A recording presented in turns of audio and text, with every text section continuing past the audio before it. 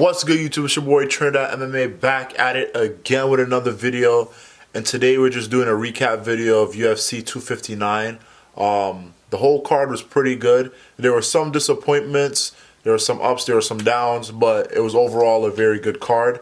I'm going to go over the championship fights really quick, and then I'm mainly here to discuss what happened in the main event. But let's go over Petr Yan versus Aljamain Sterling.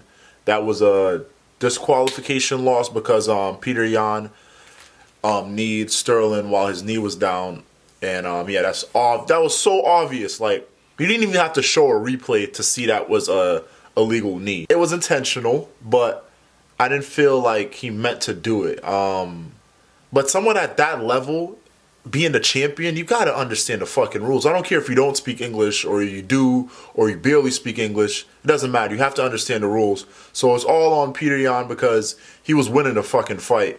Sterling was getting tired. Sterling was just throwing. Yan was covering up and hitting him with the more significant strikes and just tossing him around. I remember one time he held Sterling by the neck and just tripped him. That's how exhausted Sterling was. He just tripped him in one hand and dropped him. He was touring with him, you know. Sterling didn't have a chance in that fight. He was getting his ass whooped. He couldn't take him down. He couldn't control him on the ground, and he was getting pieced up on the feet. Petr Yan just went out there and did the illegal knee, and he lost his belt for it. They're definitely going to run it back, though. The one thing I hate about that fight was, of course, the illegal knee. And then Sterling crying in the octagon like, oh, this is not the way I wanted to win. I was like, ah, shit, man. I feel you. And then moments after the fight, he's fucking celebrating with the belt. I'm like, bro, you did not win the belt. What are you doing? But it is what it is. I guess he's concussed.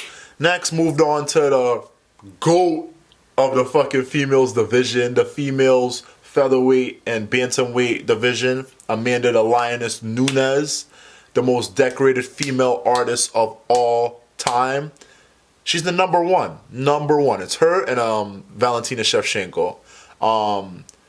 I believe Valentina Shevchenko doesn't get enough credit that she deserved because I felt like she beat Amanda Nunes in that second fight. So in my eyes, it's 1-1. But Amanda Nunes, such a beast, man. Such a beast. Anybody who thought Amanda Nunes was going to lose this fight, man, you're out of your mind. Amanda Nunes, not only does she has crazy power in her hands, she's technical standing up, she has great kicks, great power, great precision. She's a fucking beast. Overall, great female fighter. And not only that, like, every time you see Amanda Nunes highlights her knocking somebody out, her knocking a Chris Cyborg out, knocking a Holly Holm out, knocking freaking Ronda Rousey out, knocking Miesha Tate out. It's all about her knockouts. But we forget she's a black belt and a high level in Brazilian Jiu-Jitsu. As we saw last night, dude, she caught Megan Anderson in an armbar and a triangle. She had a triangle at the top, sink that shit in, choking the shit out the bitch. I'm sorry about saying bitch, but you know, the female, choking the shit out the lady, and Megan put her hand up, and freaking Amanda Nunes just latched on, put her in the armbar. She tapped from the armbar, not the triangle, because Amanda Nunes actually tucked it behind, as Charles Oliveira did to Tony Ferguson. That just makes it worse. That just adds more pressure on the joint. And, you know, Amanda Nunes, the GOAT. I don't see anybody beating her except for Valentina Shevchenko. And they're going to have to fight a third time eventually because Amanda Nunes is running out of people to fight. Valentina is running out of people to fight. Great performance by Amanda Nunes. The GOAT, the best. And, yeah, great performance. But let's move on to the main event. Błachowicz versus Adesanya, man. That was a great fight. It wasn't like super like high pace where they were knocking each other down and they were like rocking each other and dropping each other and stuff. It was a technical kickboxing fight in rounds 1, 2, and 3, and then in the fourth, he didn't rush a takedown.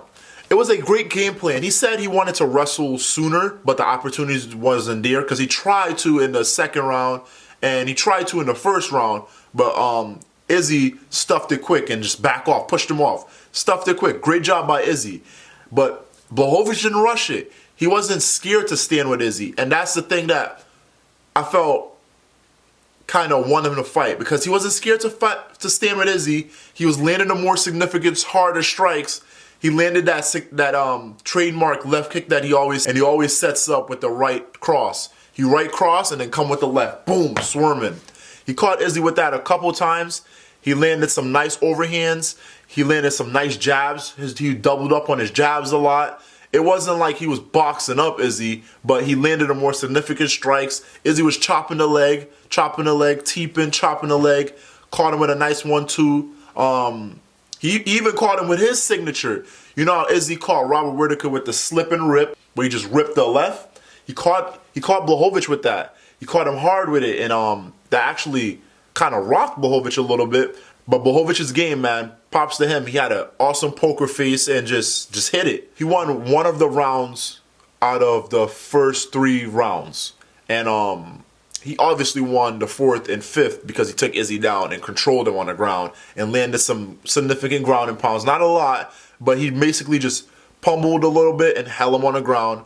And that could win you a round if you do that the entire round. But I can't remember the exact round that Błachowicz won between the 1st, 2nd, and 3rd, but he definitely won one of those rounds. And then after winning one of those rounds and dominating Izzy in the 4th and 5th, it was an obvious win for Błachowicz. A lot of people were saying, "Oh, I don't know, it's kind of close. You know, I don't know, it's kind of close." Błachowicz definitely won an early round and then solidified it with the 4th and the 5th. I love Israel Adesanya. No ifs and buts about it. He's a great striker. I believe he's still the best striker in the UFC. But that just shows you can't just go up there against a very technical, world-class guy like Błachowicz, who has 20, 15 pounds over you, unless you're a complete knockout artist and you have pure power in your hands, which Izzy doesn't. Izzy is very precise and accurate, and he slips and rips. His precision is his best. His precision and speed is his best aspect. He doesn't knock people out because he has crazy power. He knocks people out because he's very precise and he adds it up pretty quick. Yeah. Blachowicz, man, what a fucking crazy come-up story, man. This man was 2-4 in the UFC, on the verge of getting cut. His manager, which is his wife, begged the UFC. He's like, "Oh, come on, put him on the polling card," because there was a polling card coming up. He was like, "Just put him on there, please." They put him on there. He won that fight. He won like 4 in a row after that, and then lost to Thiago, as we all know. It was a pretty close fight until he rushed in and got caught by Thiago. And after that loss from Thiago, he never lost since. He's just been winning. Corey Anderson, Jacare Souza, Luke Rockhold, Jared Cannonier, Dominic Reyes. He's just been winning and winning. He's beaten a lot of guys. And his fucking stand-up is so underrated, dude. People just think, oh, it's a Polish power. He has nice technique. He has nice setup. His left kick is brutal. He always throws the right cross and then comes over with the left kick. He's beast, man. He's a beast, and it's an awesome story. It's awesome to see a guy work hard and reap his benefits. Yeah, guys, but yeah, that's my thoughts and that's my recap on the fights, man. Make sure to like and subscribe, and make sure to follow me on Instagram, guys. A lot of you guys don't follow me on Instagram. I got a lot of subscribers, but you guys are never following me on Instagram. Follow me on Instagram, guys. It's your boy Trinidad MMA. It's like, I'm out of here. Peace. Hello.